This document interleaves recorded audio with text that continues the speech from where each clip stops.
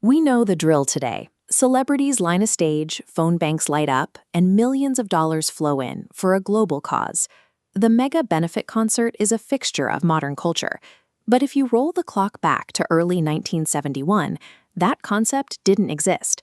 It was invented from scratch to answer a geopolitical nightmare that the international community was actively ignoring. The catalyst for this development came from the natural world, a disaster that forced a collision between weather and celebrity. One tropical storm touched down in South Asia and set off a chain reaction.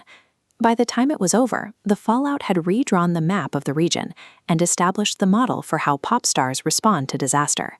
In November 1970, the Bhola Cyclone funneled into East Pakistan, pushing a 33-foot wall of water ashore.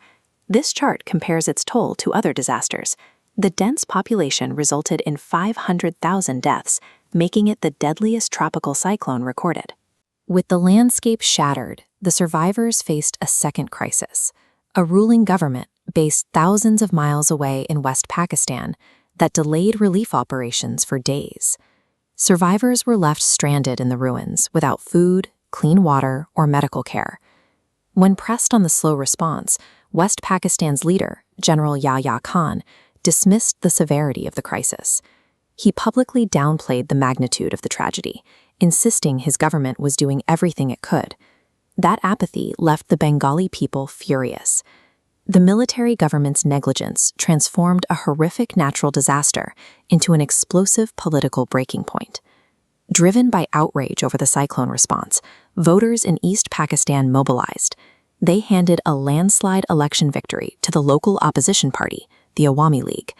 Instead of honoring the democratic result, the West Pakistani government refused to hand over power. In response, East Pakistan officially declared its independence as the new nation of Bangladesh in March 1971. West Pakistan answered this declaration with Operation Searchlight. The military launched a brutal crackdown across the east, systematically targeting the Bengali population in an orchestrated genocide. Millions of terrified refugees fled across the border into neighboring India. They arrived in heavily congested camps where severe shortages of resources led to rapid outbreaks of famine and cholera. As the death toll climbed, foreign journalists were expelled from the region. Western powers, including the United States, maintained strict alliances with West Pakistan and chose to look the other way. With the media locked out and foreign governments turning a blind eye, the Bengali people were entirely cut off. They were being slaughtered in the dark. Watching this unfold from afar was Ravi Shankar, the renowned Bengali sitar maestro. Deeply distraught over the destruction of his homeland, he set a modest goal: raise $25,000 to help the refugees.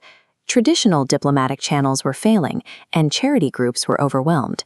So Shankar asked his close friend, former Beatle George Harrison, to help him reach a wider audience. Harrison moved quickly. To bypass the media blackout, he wrote and released the single Bangladesh, and within 5 weeks, he organized a massive live event at New York's Madison Square Garden. The result was a rock supergroup. 40,000 people watched icons like Ringo Starr, Eric Clapton, and Bob Dylan share a stage with Indian classical musicians. Harrison and Shankar used pop culture as a megaphone, bypassing state-controlled media to force the general public to look at a war their governments were ignoring. The concert and the live album generated millions of dollars for UNICEF, but Harrison noted that the lasting impact came from the name itself, Bangladesh. Before the event, the name Bangladesh was largely unknown in the West. Harrison's song and the intense media coverage forced the word into the global lexicon.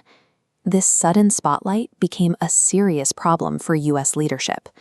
President Richard Nixon and Secretary of State Henry Kissinger found it increasingly difficult to quietly ignore the genocide while their own citizens demanded action. Under mounting global pressure and the eventual military intervention of India, the Pakistani army surrendered. In December 1971, Bangladesh officially secured its independence. The language of pop music had bypassed international censorship, helping to legitimize a newly independent nation on the world stage. The tragedy of 1970 left two enduring legacies. In the Bay of Bengal, The death toll spurred the funding and construction of modern cyclone warning systems and purpose-built concrete shelters. When severe storms strike that exact same coastline today, those physical adaptations save hundreds of thousands of lives. The other legacy is cultural. Harrison and Shankar proved musicians could directly intervene in global politics.